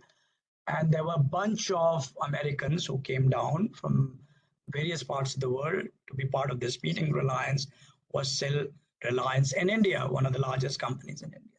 So we flew a lot of white people to come and meet with Reliance. At that point in time, Mukesh Ambani was busy establishing the refinery in Jamnagar. And the guy who was really the point person was Anil Ambani. Anil Ambani came to our meeting in Maker Chambers and said, look, my father wants us to build a 5 million subscriber network day 1. And my father wants to offer calls at 15 paisa a minute. AT&T's services arm had also won 2 licenses in Gujarat and Maharashtra for GSM. AT&T's business plan, this is the world's largest company, mind you, $64 billion, inventor of telecommunication, Alexander Graham Bell's company. Their business plan for Gujarat and Maharashtra was 60,000 subscribers in 3 years and 16 rupees a minute was the tariff they wanted to charge the subscribers. And here is a $2 billion company who has zero experience in telecommunication. They wanted 5 million subscriber network day one, 50 lakh subscriber network day one at 15 paisa a minute as tariff. This was Dhirubhai Ambani. We came out of the meeting, all the AT&T guys started laughing at Dhirubhai Ambani, laughing. This guy is a loco, pagal hai. We are a $64 billion company, the largest telecom. He invented telecom. We have a business plan for 60,000 subscribers in 3 years. This guy is saying 50 lakh subscribers in the first year. 9 years down the line, in year 7 years down the line, in year 2002, they awarded a contract of $3 billion to the same network system which had become Lucent Technologies to build a 5 million subscriber network day one. Day one. And they launched Monsoon Hangama, free of charge handset and free of charge calls at 500 rupees. And after for a 1 year, they'll charge 15 paisa a call. Never fail to dream. Never fail to dream. It is amazing. If you cannot dream, you cannot chase a dream. So learn how to dream and dream big. सपने देखने के पैसे नहीं लगते. Nobody charges you money for dreaming. So learn how to dream like Dhirubhai Ambani. That was my great lived experience with in my job, which I heard and saw, witnessed from ringside exactly what has transpired. First-hand account. Then I came to know in 2013 or 14 about this gentleman, Dashrath Manjhi. There was this movie which came out, Dashrath Manjhi. And it fascinated me no end, this gentleman. I'm pretty sure you guys must have heard about Dashrath Manjhi. Dashrath Manjhi was a tribal person in a very remote area of Bihar, used to live in a remote area of Bihar.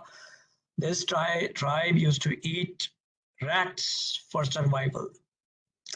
In the village he was living, there was this hill. And this hill, to go to another town, you had to, go around the hill, and it would take 4 to 5 hours to reach the nearest town.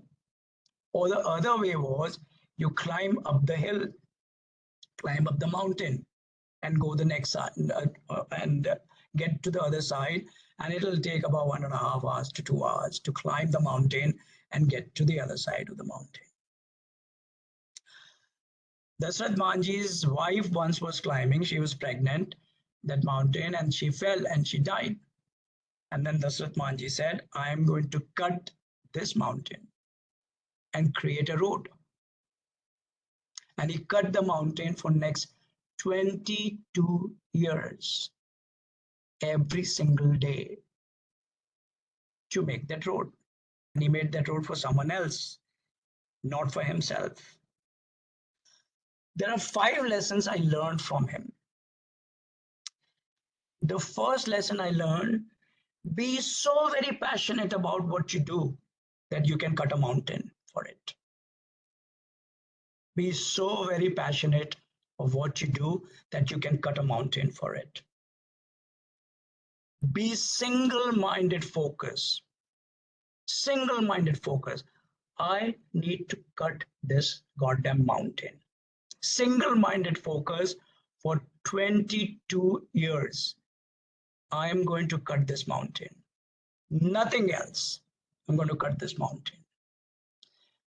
Be very, very tenacious with absolutely amazing focus to really go after the task at hand which you have. Third thing, rain or sunshine, any adversity, whether it was raining, whether it was hot, whether it was cold, he was at the problem bit by bit. Every single day, he would cut the mountain bit by bit. All the time in our lives, we will face problems which will be seemingly insurmountable problems.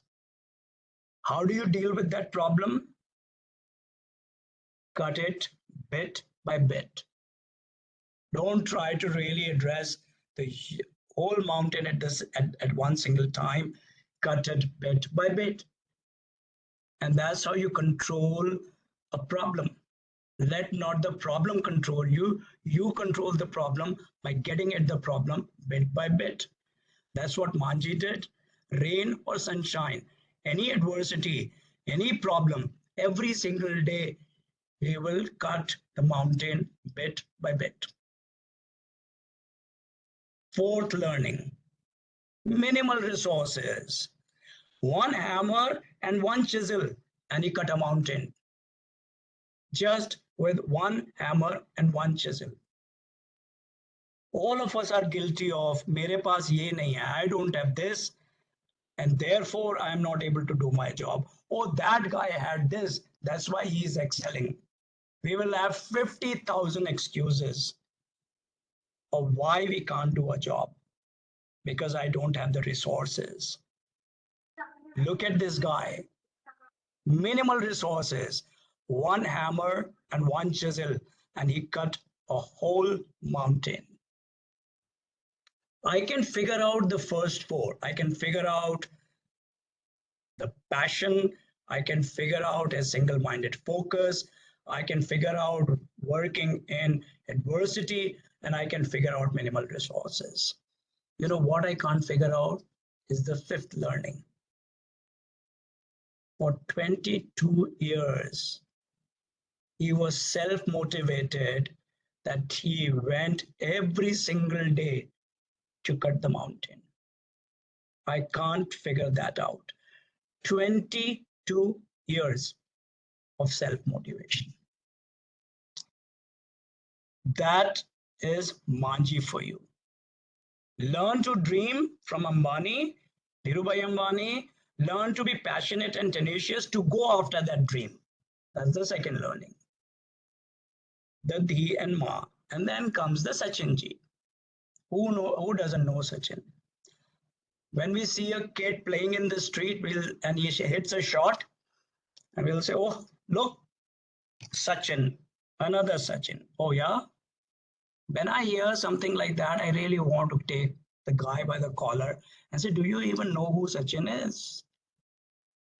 This guy, since the age of 8 or 9 years, he would wake up in the morning, lug his kid to his playground, practice for a couple of hours, lug his kid, go to the school, study in the school till 3 or 4 o'clock, lug his kid, sit on a bus, go to the playground, practice for 3-4 hours, lug his kid, go back home and sleep in his mother's lap, and his mother would feed him while he was sleeping. He did that for 10 years and he never left that practicing ever in his life. You want to become Sachin? That's Sachin for you. Don't ever get taken by the facade. The accolades which Sachin gets is because of the hard yards he has put in behind him. There was this test match series in Australia. In the first few test matches, Sachin got out by playing a shot on the offside. In this particular test, which I'm going to talk about, he decided he's not going to hit a single shot on the offside. Sachin that day batted for 8 hours, scored 160, 170 runs, and did not hit a single shot on the offside. What is so great about it? If you follow Sachin Tendulkar, and all of you do, I know, this guy was created by God, hardwired in his head. You see a loose ball, you hit. That's how his brain used to work. If there is a loose ball, or even if there is no loose ball, if a ball is there to hit, he will hit it. That's how he was.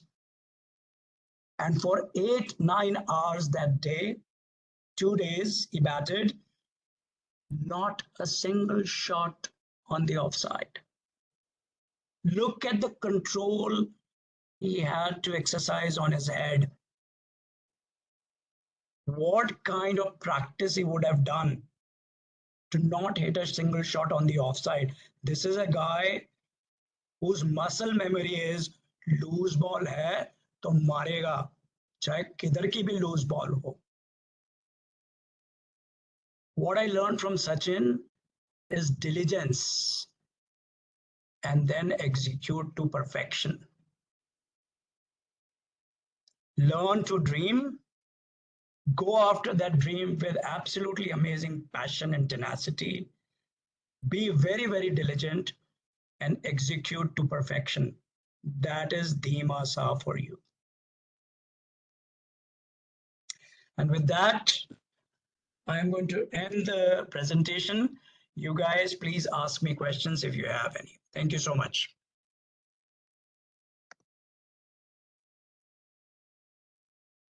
Thank you, sir. We have one question in the chat box. Okay. So it's how can corporate experience benefit entrepreneurs and vice versa? Well, I just gave you a huge lecture how that benefited me. I learned very many things in corporate life, how to run a company. I learned how to do sales. I learned how to do business development. I learned how to do business management. I learned how to do project financing. I learned how to do product marketing and strategy. I learned how to do technical support. I learned how to do corporate and M&A. Corporate world gives you phenomenal amount of opportunities to learn whatever you can want to learn to run a company. That's how corporate world can help you.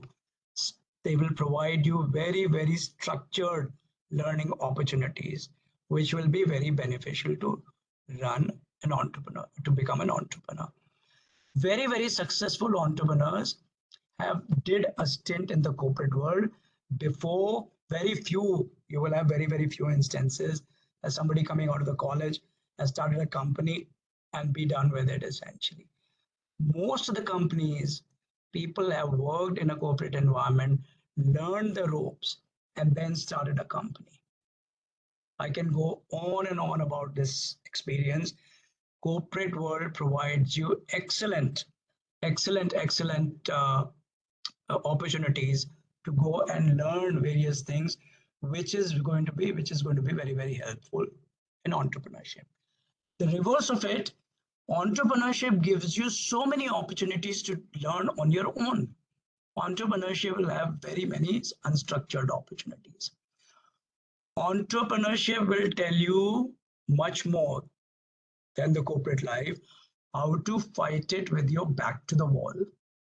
Entrepreneurship will teach you if there is a problem, how do you go and figure out a solution to the problem. There is no door in entrepreneurship. Just be aware, there is no exit door in entrepreneurship. You cannot go and tell your boss in entrepreneurship, I cannot do this. Because you are the boss. In corporate, you can tell the boss, oh, I need help. I cannot do this. Please tell me how to go and about. Please get me help to do it. Entrepreneurship, oh, buddy, you are on your own. So you are going to figure out what is the solution to the problem. So your back is to the wall and the exit door is closed. That makes character in people, which is very, very valuable. Does not matter where you are. Entrepreneurship, you're going to fail. Well, in corporate world also, you're going to fail a number of times. But entrepreneurship, the failure is not going to be a small failure. There is no safety net in entrepreneurship.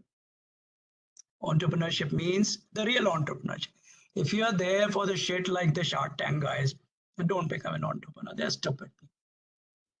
You want to become entrepreneur, create value in the company, build a valuable business.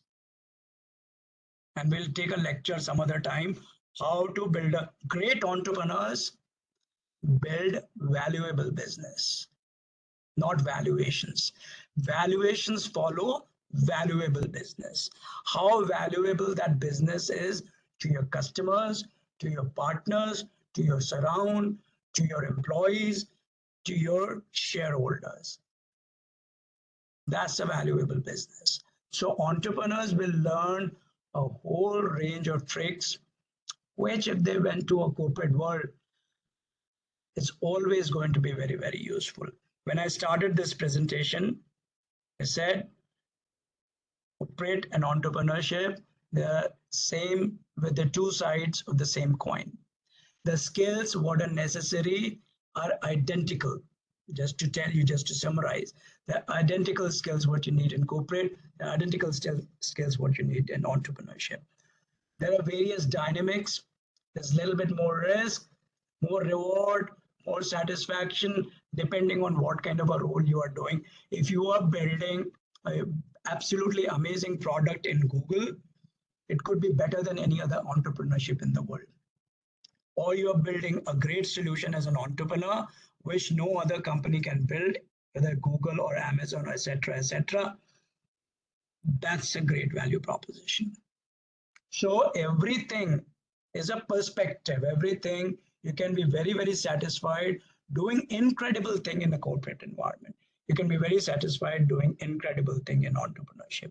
The skill set which is needed is identical in both of them. And both are interchangeable. You can work in corporate, become an entrepreneur. You can be an entrepreneur and then go work in a corporate. Did I answer the question of the gentleman or lady? Yes, sir. All right. Uh, That's the only question. no, Yeah. sir, we have. Yes, sir. Oh, S- that's a question by, sorry, I can't figure out the chat box. So Siddhi, can you please help? What are the So before questions? that, I think Akhil had a question. So Yes, please go ahead. continue. Yes, sir. So, what are the key differences in decision-making process between like corporate settings and entrepreneurial ventures? Mhm. So see, again, in corporate setting, I keep saying there is a very structured way of doing stuff, right? The process, if you work in a good company, corporate, not a lala company, chances are the processes are going to be very, very set processes. So there is going to be, when you join, there is going to be a proper job description, which will be given to you. Structured learning would be there. You will be taken through training and orientation, and then you will be put in a group of people to work with. There, the decision making is a very, very structured decision making. There is a job, there are a set of people who are responsible for this job. All of them will get together, or you will, as part of your job, you have to take a decision as to what is the best way of doing a job. The tools to take those decisions are generally very much provided in a corporate environment. So your job becomes much, much easier because it is far more structured environment. When you take a decision, when you are as an entrepreneur, now the situation becomes very, very tricky because there is nothing to fall back upon. So now you should be really aware as to how to arrive at the best decision possible. My trick, whether I was in corporate or whether I was in entrepreneurship, was very, very simple how to really get to the best decision. For me, what am I doing? Why am I doing what am I doing? How am I doing what am I doing? When I am supposed to be doing it? who's supposed to do it, and where is supposed to do it. The last three are execution. The first three are decision matrix decision. That's the strategy. Every single time you are in doubt, every single time you have to take a very, very complex decision, start asking questions. What am I supposed to do? Why I am supposed to do what I am supposed to do? And how I am supposed to do. Once you put it on a piece of paper, the answers to these questions, the decision comes exactly like this, by a flick of your fingers. And it doesn't matter you are in corporate, it doesn't matter you are in entrepreneurship. Does that answer your question? Yes, sir. All right. Next question, please. So we have one more question. Yes. So Ria is asking, what are the typical career progression paths within large corporations, and how can individuals strategically advance their careers? Excellent question. Sky is the limit, Ria. It's up to you. How do you want to progress? There is no limit of progressing in corporate world, likewise in entrepreneurship as well. So the progression paths is up to you. What do you want to become? No one is going to teach you this is what you should do. Or you should have a path to become a CEO of the company. Whatever you want to become in corporate, the opportunities are phenomenal. Phenomenal. What you should be more bothered about is the skills. You remember those 4 things which we talked about, which my boss shared? Focus on that. That's how you will progress. You can progress in a corporate environment. The people, I keep saying this, please pay attention to this. People who will get noticed are the people who take initiative, are the people who raise their hand, are the people who meet their commitment. Great. I'm mentoring some business school, which one of my NIT friend who was a couple of years junior to me, it said, please mentor these kids. He's a professor in a business school. And I just taught them this morning. First thing is take initiative. Second thing, meet commitment. These are the things which you should do to really progress in corporate or in entrepreneurship, doesn't matter. Be very, very passionate in whatever you do. Don't pick up a job. If you don't like it, please don't do it for a long time. But whatever job is given to you, no matter whether you like it or not, please do that job with such an excellence that no one else can do. If the job is, please go and, if I speak in Hindi, if you should really go and roll up in the dust. Roll up in the dust like no one else can do. Doesn't matter what job is at hand. You know what that tells the whole organization? They sit up and look, oh, this guy, I throw anything at this guy, this girl or this boy, and he does it to the best of his ability. He does it to an excellence which no one else is taking. She always takes an initiative, delivers the best. He delivers when he or she promise, they deliver. Commitment, passion, raise your hand, take initiative. These are things which will get noticed in any organizations you are. So your progression depends on you. What you are delivering is how you will progress. And the progression, please set your eyes very, very high. Don't settle for anything less. Set your eyes on becoming the top guy in whatever you are doing. You're running a department, become the top guy.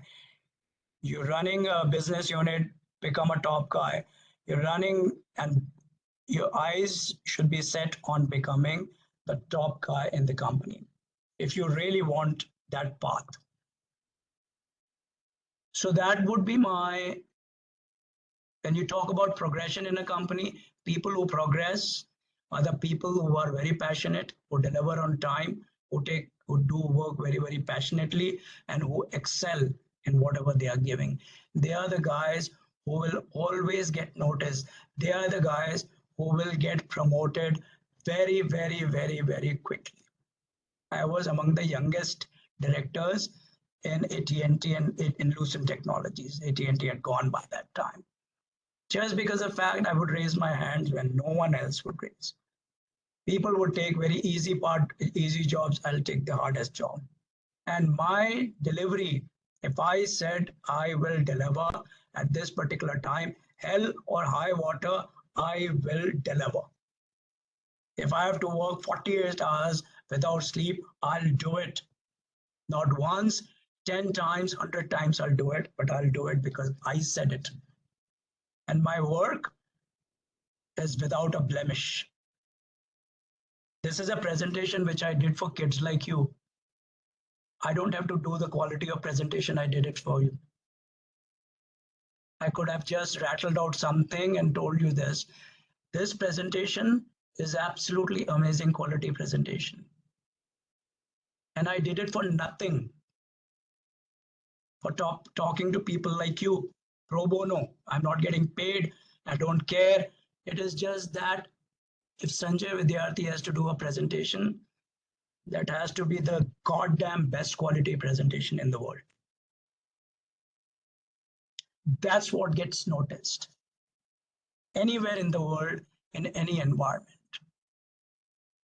So your progression in a company is in your hands. What you do. And just have so much self-belief and self-awareness. Just believe in yourself. Self-belief is you understand you are 2% or 1% of India. 2% of the world, that's what you are. Be very, very aware of it. And believe in yourself. There is nothing in this world which any of you cannot accomplish. I could have given you Satchit Anand, a whole lecture on, I have a view graph in there. Too much time already taken of you, and I am also getting tired. I'm now little old, not my younger self. Otherwise, I would have spoken for 6 hours to you guys. All right. Any more questions for me? No, sir. I think that's all. Wonderful. You guys can Can I reach just out to me ask- if you have any questions subsequently, and I'll be very happy to address them. Yes, sir. Thank you so much. Wonderful. I hope this session was useful to you guys. Definitely, sir. Good. Fantastic. What all colleges are attending today? So apart from NITC. Primarily, we have NITC and Adi Shankara Institute of Technology. All right. Wonderful. Wonderful, guys. It was wonderful talking to you, monologue mostly, but I like the questions. They're really good questions. I would have loved to answer more questions, but so be it. Sri Lakshmi V. Prabhu has raised her hand. Please tell me what I can do for you. Namaste, sir. So Namaste. actually, there was this one point which I found a bit hard to completely agree to. That was where you said that if you don't have 100% backup from your family, just don't do it. So I wish to have a bit more clarity about it, because as you know, the Indian parents, even though the students have great potential, our parents just want us to stay in a safe zone. If we have a good income, means good salary, just do that job. Just why do you want to do anything more in future? Just stick on to that job and stuff like that. So Yeah. So there is a again, you must understand. So my couple of things you must understand. One is their point of view is perfectly valid. And Sri Lakshmi, their point of view is perfectly valid because you have not done your homework to make them understand the two paths, what are the differences and pluses and minuses of the two paths. If you took a corporate job versus if you did entrepreneurship, What are the differences?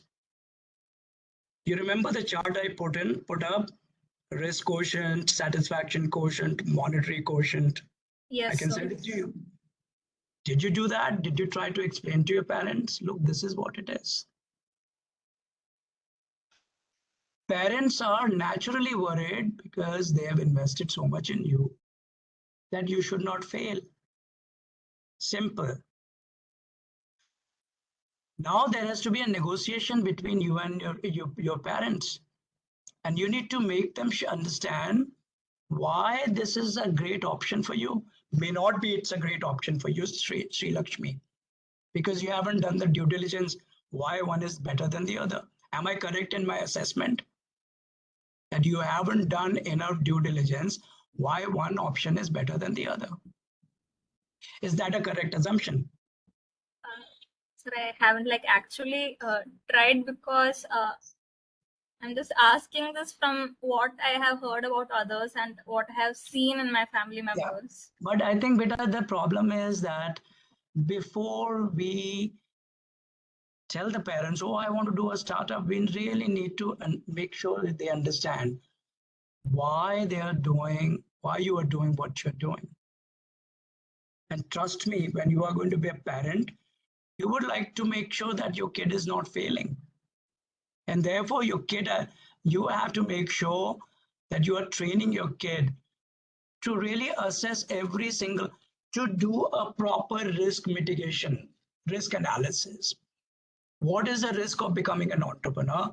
What is the risk of becoming doing a corporate job? Please take that chart. If you want to convince your parents, take that chart which I put together. What's my satisfaction quotient? What's the risk quotient? What's my monetary rewards, etc.? What's the X factor of the job? Put your thoughts together for entrepreneurship in this. Take it to your parents. Tell your parents, just as an example, I can get fired in Oracle or a Google or a Amazon. Those guys sitting in America, in US, in Palo Alto, they don't have any love loss for an Indian girl working in a small town or working in Bangalore. They don't care. They care about the stock price. The day the stock price starts not doing well, Sri Lakshmi will be fired in India in 2 seconds. That's a risk of a corporate world. And your parents must understand that. So as much as there is a risk of entrepreneurship, there's a risk of corporate world as well.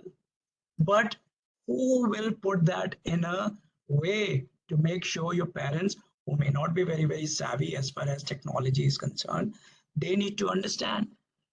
They are simply worried. Don't wish them away. They're simply worried about your well-being. That's all. They're not discouraging you. They just need answers. And are you prepared to give them the answer? That's the problem. Because you haven't done your own due diligence on each of them. Do the due diligence. Start learning about what is the difference between a corporate world. Do your stuff. Don't go by my experience. Don't go by anything I tell you. Prepare your own chart. Prepare your own measurements. Prepare your own indices and what you want to measure your life on, and present that to your parents. Convince them. Simple fact is, when you start a company, you're going to be devoting huge amount of time. It's a very tense environment. It's a survival environment every single day. Every single day, you have to figure out product is working or not. You have to figure out, did I meet my customer? You have to figure out how to get a customer. You have to figure out, how am I meeting the expectation of the customer? You have to figure out to collect money. You have to figure out to pay your vendors, etc., etc., etc. Tough life. Now you come back home after that tough life, and everybody at home is giving you grief. Your husband is saying, what the hell? There's no food on the table. Your kid is saying, Mom, you're not spending enough time with me. Your mother is saying, what the hell? You are not spending any time with me. I'm sick. I'm doing this and that and the other. You will not survive 5 days in that environment. You cannot fight all the time, 24 hours a day.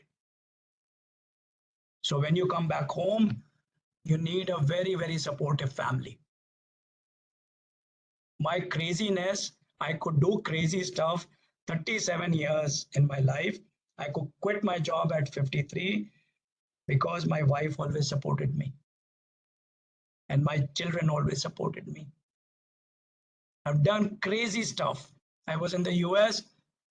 I decided I want to go back to India. None of my family members wanted me to come back. I convinced them that's the right thing for all of us. I've done incredibly crazy stuff. I left a great job, hugely high paying job to become an entrepreneur, but still made a beautiful company. Quit at the peak of that, went and started working pro bono. None of it would have been possible, none, if my family was not supporting it. So you have to make a case to your family to make sure they understand your life choices. Please do not wish them away. They are your greatest well-wisher. There is no other well-wisher better than your family. Respect that. Devote time, do your groundwork, go figure out the answers your family is seeking, convince them. And if you can't convince them, forget it. Don't do it. You can't fight battles 24 hours a day. You'll die before you become successful. Any other question? Sir, I think that's all. That's it. Yeah. I will also rest my throat. Fantastic. I would have loved to speak more, but I can have another session. That's not a problem. If you're not bored of me, call me up. We'll fit some time and we'll talk. Definitely, sir. Thank you All so right. much. All right, Siddhi, is that it? I can leave the meeting now. Yes, sir, definitely. I think that's all. Thank you so much for Thank you. patiently listening to me. How many people attended this call? Right now, we only have 57, but around 90 students had participated for. Oh, 90. Wow. So I bored almost 30 of them. No, sir. I think they just- had some They other. just lost patience with me. I think that's. Wonderful. Wonderful, wonderful. I really like, and any help you guys need. I'm very bullish on our youth, and I'm especially bullish about my college's students. You need help, ping me, and I'll trust me, I will always get back to you. My email boxes and my WhatsApp never have an outstanding message, ever. So you will always get a response from me.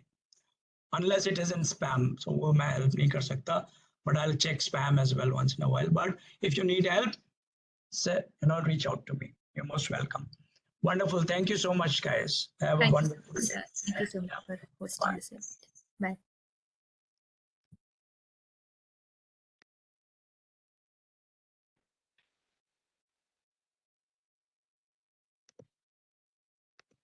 Oh.